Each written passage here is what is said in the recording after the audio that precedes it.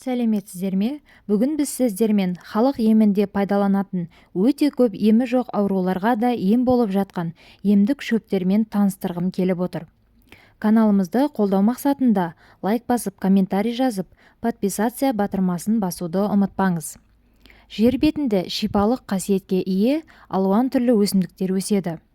Сонымен сіздерге таныстырмақшы болған бірінші емдік шөп. Ол цикорий, яғни шашыратқы. Дәрілік зат ретінде гүлі де тамыры да қолданылады. Шашыратқының тамыры мен гүлі орталық жүйке жүйесін тыныштандыруға көмектеседі. Шашыратқының тамырында инулин бар. Инулин микробқа және қабынуға қарсы қолданылады. Ол жүйке жүйесін тыныштандырып, жүректің жұмысын жақсартады. Қан құрамындағы қант мөлшерін түсіретін әсері жоғары. Шашыратқы өсімдігін қант мөлшерін 25-тен 5-5-ке дейін түсірген жағдайларда кездеседі. Тек тұрақтылық керек. Шашыратқыны қайнатып сүзіп алып шомылу температураны түсіреді. Аллергиядан болған бөртпелер болса, бөртпелер тез-ақ кетеді. Сонымен қатар тамыры мен шөбінің тұнбасы гепатит пен сары ауру кезінде өт жолдарына тас байланғанда, аллергия, экзема, асқазан және тоқішек жараларында нефритке, шыжыңдыққа қарсы ем ретінде қолданылады. Екінші сіздермен таныстырмақ болған шөбіміз ол түйе жапырақ немесе лопух деп аталады.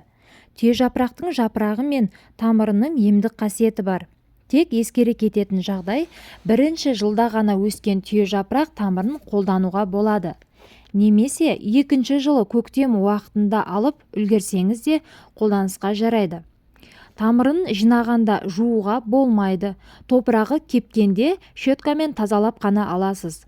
Тамырының қайнатпасы гастритті, іріңдерді, сыздауықты емдеуге қолданылады. Тамырында инулин көптеп кездеседі. Соның әсерінен табиғи пайдалы микрофлоралардың өсуіне әсер етеді. Иммунитетті көтеріп, экзема, псориаз, угри және түрлі бөртпелерді, яғни тері ауруларын емдейді. Жаңа шаштардың шығуына әсер етіп, тіпті шашты жылтырауына, қуаттануына да қолданылады. Микробқа, қабынуға қарсы қолданылады. Өт пен бауырдың қызметін жақсартып, токсиндерді организмнен шығарады. Зәр айдағыш құрал ретінде цистит, пилонефрит ауруларында емдік мақсатта қолданылады. Тіпті лопух тамырын рактың бастапқы стадиясында қолдану оның жойылуына алып келеді. Үшінші таныстырғымыз келіп отқан шөп жолжелкен немесе подорожник деп аталады. Ол антисептикалық, қабынуға қарсы, терінің барлық қабатын регенерациялауға көмек береді. Дәрілік мақсатта жолжелкеннің жапырағы, ұрығын, шырынын, тамырын пайдаланады. Жуылған жас жапырағын жараға, іріңді ісікке, шиқанға сорғыш дәрі ретінде жабыстырады. Кепкен жапырағын ұнтақтап, жара аузына сеуіп, қанын тоқтатқан. Жапырағын түйіп алып, суын улы жәндіктер шаққанда у қайтаруға және сүйелге таңып кетірген. Жолжелкен тамырын іштің қан аралас өтуіне қарсы, қан қақырғанда, қайнатпа түрінде, ал ұрығын дизентерия мен іш өткенде пайдаланады. Жапырағынан алынған сөлін іштегі гастритті, ішек жараларын емдеуге, өкпе туберкулезіне, созылмалы бронхит, плеврит және бүйрек несеп жолдарының қабыну тәрізді сырқаттарға қолданады. Төртінші, күнбағыс тамыры. Өнімнің негізгі құндылығы оның диуретикалық және тазартқыш қасиетке ие. Күнбағыс тамырын қолданғанда буындағы тұзды кетіреді.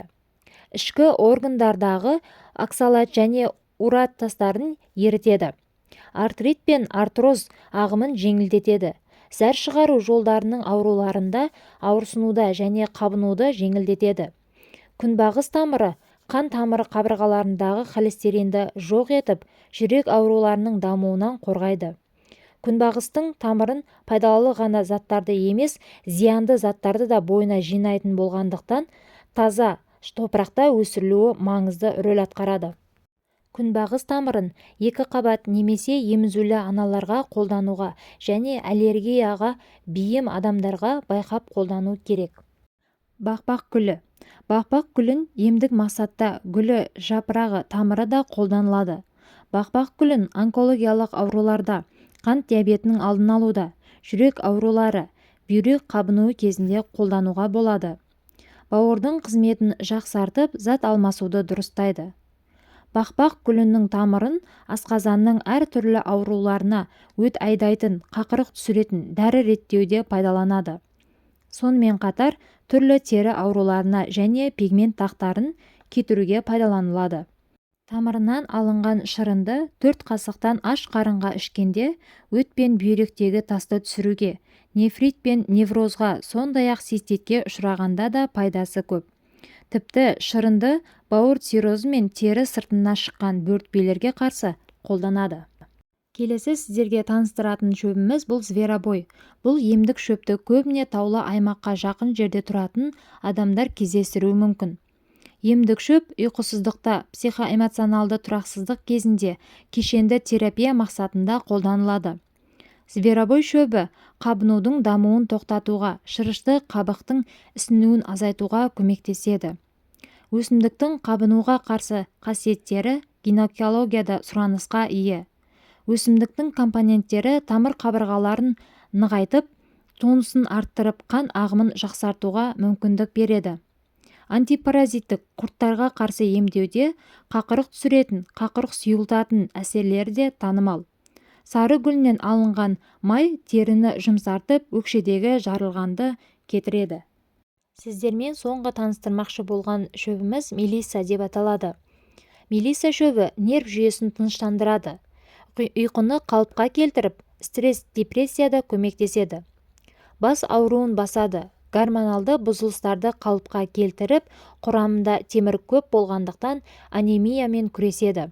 Ас қорыту мәселелерінде көмектесіп, іш желденуінен жеңілдетеді. Иммунитетті көтеріп, организмді вирус, бактериялардан қорғайды. Ісікті кетіретін қасиетке ие. Артық сулардан арылуға көмектеседі. Жоғарыда аты аталған барлық емдік шөптердің құрамында А, В, С, Е, калий, магний сияқты витаминдер кездеседі. Сондықтан да барлығының иммунитет көтеретін қасиеті тағы бар. Сіздерге бүгінгі берген кеңесіміз пайдалы болса, кәдеңізге жарасын. Ауырып ем іздегенше ауырмайтын жол іздейік.